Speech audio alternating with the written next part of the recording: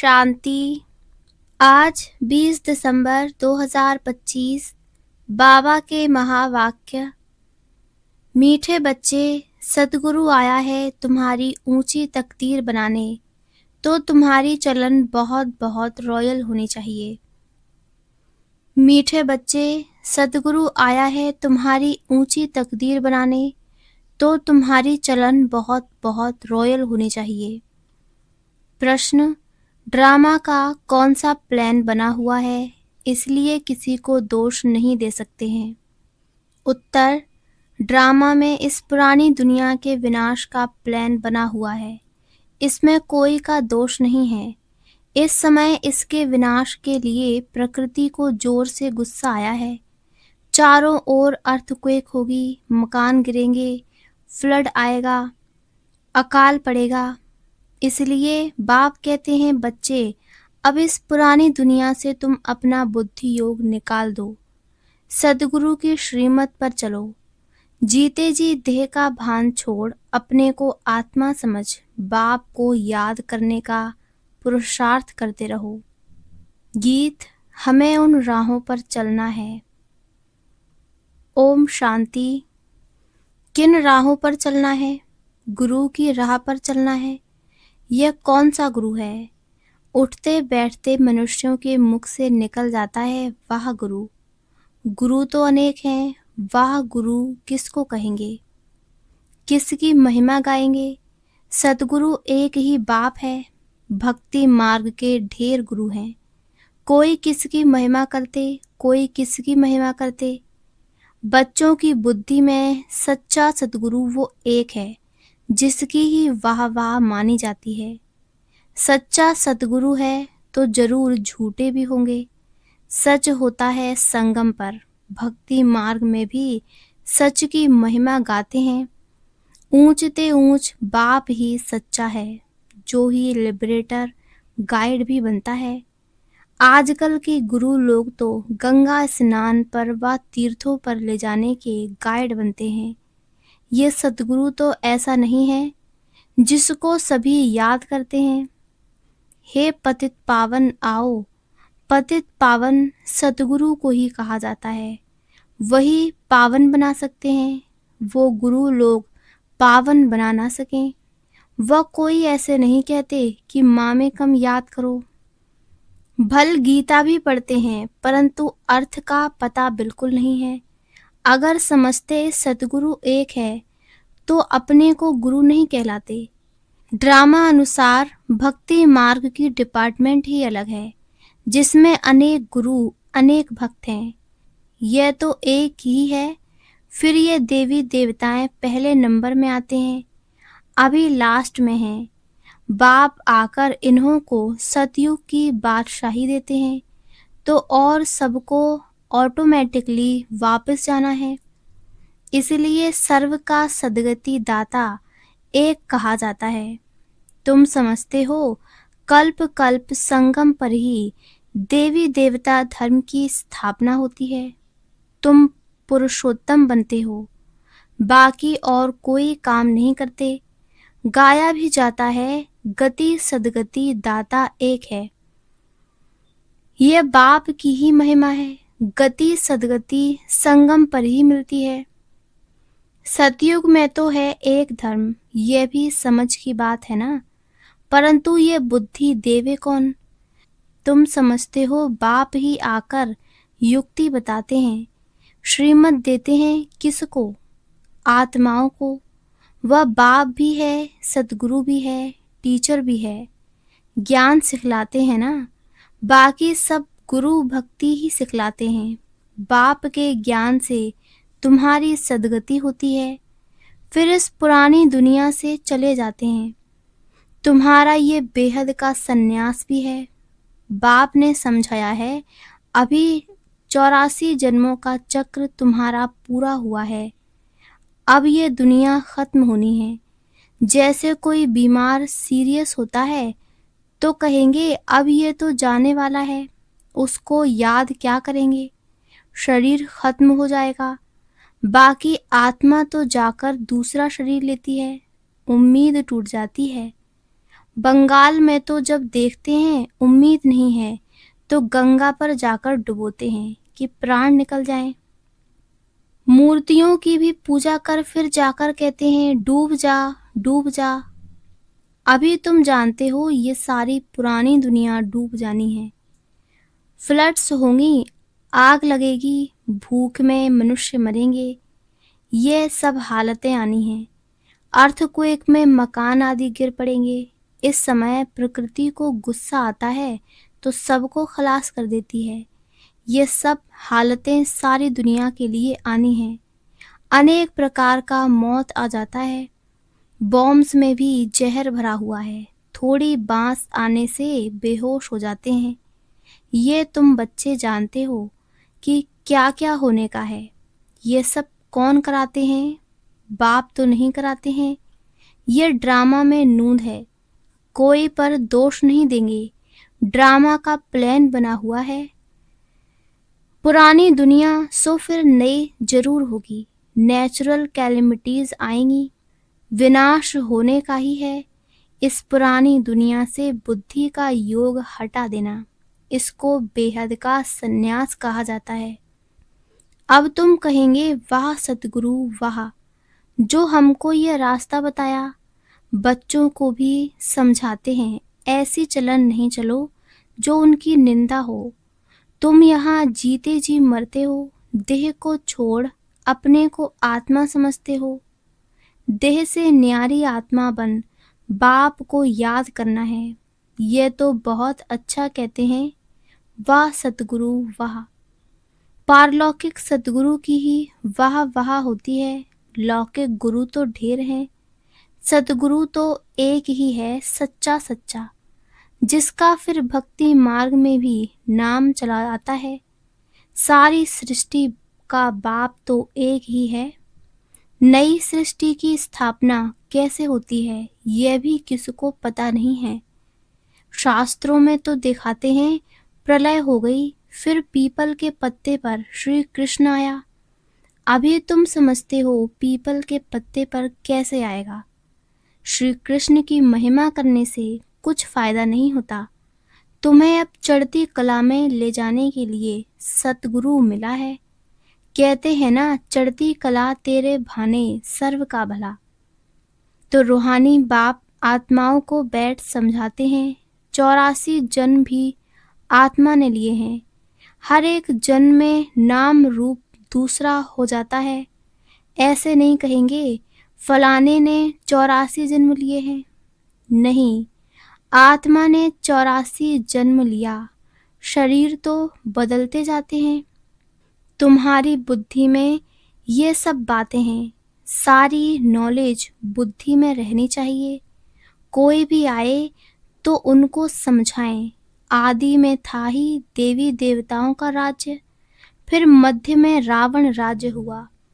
सीढ़ी उतरते रहे। सतयुग में कहेंगे सतो प्रधान, फिर सतो रजो तमो में उतरते हैं। चक्र फिरता रहता है। कोई कोई कहते हैं बाबा को क्या पड़ी थी जो 84 के चक्र में हमको लाया। लेकिन ये तो सृष्टि चक्र अनादि बना हुआ है। इनके आदि मध्य अंत को जानना है। मनुष्य होकर अगर नहीं जानते तो वह नास्तिक हैं। जानने से तुमको कितना ऊंच पद मिलता है। यह पढ़ाई कितनी ऊंच है। बड़ा इम्तिहान पास करने वाले की दिल में खुशी होती है ना, हम बड़े ते बड़ा पद पाएंगे। तुम जानते हो ये लक्ष्मी नारायण अपने पूर्व जन्म में सीख कर फिर मनुष्य से देवता बने। इस पढ़ाई से यह राजधानी स्थापन हो रही है। पढ़ाई से कितना ऊंच पद मिलता है। वंडर है ना।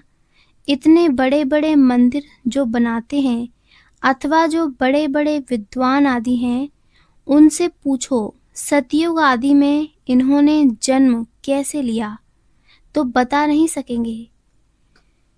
तुम जानते हो ये तो गीता वाला ही राजयोग है। गीता पढ़ते आए हैं परंतु उससे फायदा कुछ नहीं है।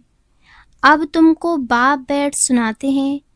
तुम कहते हो बाबा हम आपसे 5000 वर्ष पहले भी मिले थे। क्यों मिले थे स्वर्ग का वर्षा लेने, लक्ष्मी नारायण बनने के लिए। कोई भी छोटे बड़े बूढ़े आदि आते हैं, ये जरूर सीख कर आते हैं। एम ऑब्जेक्ट ही यह है, सत्य नारायण की सच्ची कथा है ना। यह भी तुम समझते हो। राजाई स्थापन हो रही है। जो अच्छी रीति समझ लेते हैं उनको आंतरिक खुशी रहती है। बाबा पूछेंगे, हिम्मत है ना राजाई लेने की? कहते हैं, बाबा क्यों नहीं, हम पढ़ते ही हैं नर से नारायण बनने। इतना समय हम अपने को देह समझ बैठे थे, अब बाप ने हमको राइटियस रास्ता बताया है। देही अभिमानी बनने में मेहनत लगती है, घड़ी घड़ी अपने नाम रूप में फंस पड़ते हैं।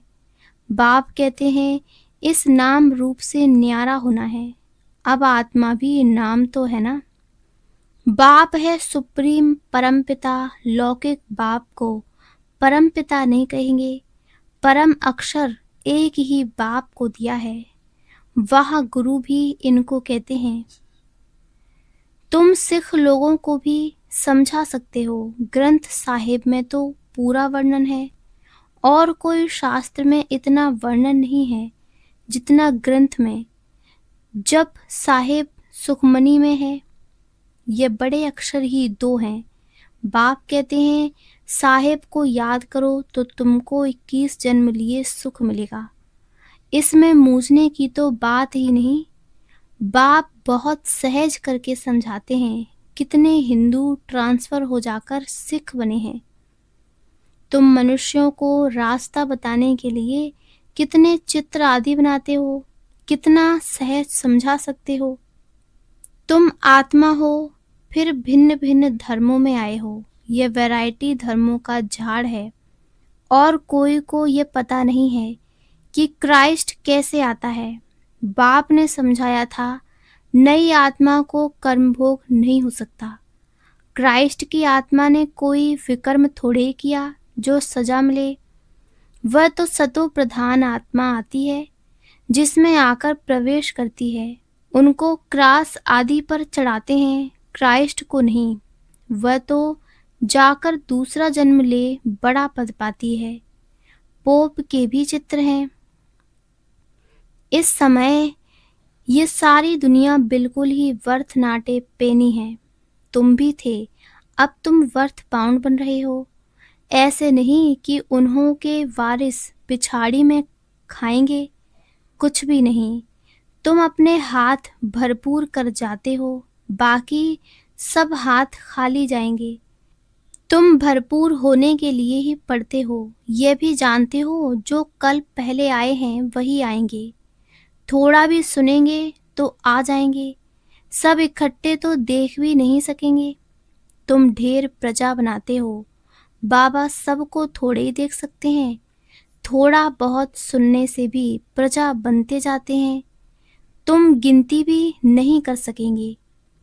तुम बच्चे सर्विस पर हो, बाबा भी सर्विस पर है। बाबा सर्विस बिगर रह नहीं सकते। रोज सुबह को सर्विस करने आते हैं। सत्संग आदि भी सुबह को करते हैं। उस समय सबको फुर्सत होती है। बाबा तो कहते हैं, तुम बच्चों को घर से बहुत सवेरे भी नहीं आना है, और रात को भी नहीं आना चाहिए, क्योंकि दिन प्रतिदिन दुनिया बहुत खराब होती जाती है। इसलिए गली गली में सेंटर ऐसा नज़दीक होना चाहिए, जो घर से निकले सेंटर पर आए, सहज हो जाए। तुम्हारी वृद्धि हो जाएगी, तब राजधानी स्थापन होगी। बाप समझाते तो बहुत सहज हैं। ये राजयोग द्वारा स्थापना कर रहे हैं, बाकी ये सारी दुनिया होगी ही नहीं। प्रजा तो कितनी ढेर बनती है, माला भी बननी है। मुख्य तो जो बहुतों की सर्विस कर आप सम्मान बनाते हैं, वही माला के दाने बनते हैं। लोग माला फेरते हैं, परंतु अर्थ थोड़े ही समझते हैं। बहुत गुरु लोग माला फेरने के लिए देते हैं कि बुद्धि इसमें लगी रहे। काम महाशत्रु है, दिन प्रतिदिन बहुत कड़ा होता जाएगा। तमो प्रधान बनते जाते हैं। ये दुनिया बहुत गंदी है। बाबा को बहुत कहते हैं, हम तो बहुत तंग हो गए हैं, जल्दी सतयुग में ले चलो। बाप कहते हैं, धीरज धरो, स्थापना होनी ही है, ये खातिरी है, ये खातिरी ही तुमको ले जाएगी। बच्चों को ये भी बताया है, तुम आत्माएं परम धाम से आई हो, फिर वहाँ जाना है, फिर आएंगे पाठ बजाने, तो परम धाम को याद करना पड़े। बाप भी कहते हैं, माँ में कम याद करो तो विकर्म विनाश होंगे। यही पैगाम सभी को देना है, और कोई पैगंबर मैसेंजर आदि है नहीं। वे तो मुक्ति धाम से नीचे ले आते हैं, फिर उनको सीढ़ी नीचे उतरना है। जब पूरे तमो प्रधान बन जाते हैं, तब फिर बाप आकर सबको सतो प्रधान बनाते हैं। तुम्हारे कारण सबको वापस जाना पड़ता है, क्योंकि तुमको नई दुनिया चाहिए ना। यह भी ड्रामा बना हुआ है। बच्चों को बहुत नशा रहना चाहिए। अच्छा, मीठे मीठे सिकी लदे बच्चों प्रति मात पिता बाप दादा का याद प्यार और गुड मॉर्निंग। रूहानी बाप की रूहानी बच्चों को नमस्ते। धारणा के लिए मुख्य सार। पहला, इस देह के नाम रूप से न्यारा होकर देही अभिमानी बनना है। ऐसी चलन नहीं चलनी है जो सतगुरु की निंदा हो। दूसरा, माला का दाना बनने के लिए बहुतों को आप समान बनाने की सेवा करनी है। आंतरिक खुशी में रहना है कि हम राजाई लेने के लिए पढ़ रहे हैं। यह पढ़ाई है ही नर से नारायण बनने की। वरदान, निरंतर याद द्वारा अविनाशी कमाई जमा करने वाले सर्व खजानों के अधिकारी भव। निरंतर याद द्वारा अविनाशी कमाई जमा करने वाले सर्व खजानों के अधिकारी भव। निरंतर याद द्वारा हर कदम में कमाई जमा करते रहो तो सुख, शांति, आनंद, प्रेम, इन सब खजानों के अधिकार का अनुभव करते रहेंगे। कोई कष्ट अनुभव नहीं होंगे। संगम पर ब्राह्मणों को कोई कष्ट हो नहीं सकता। यदि कोई कष्ट आता भी है तो बाप की याद दिलाने के लिए। जैसे गुलाब के पुष्प के साथ कांटा उनके बचाव का साधन होता है, वैसे ये तकलीफें और ही बाप की याद दिलाने के निमित्त बनती हैं। स्लोगन, स्नेह रूप का अनुभव तो सुनाते हो, अब शक्ति रूप का अनुभव सुनाओ। अव्यक्त इशारे, अब संपन्न व कर्मातीत बनने की धुन लगाओ।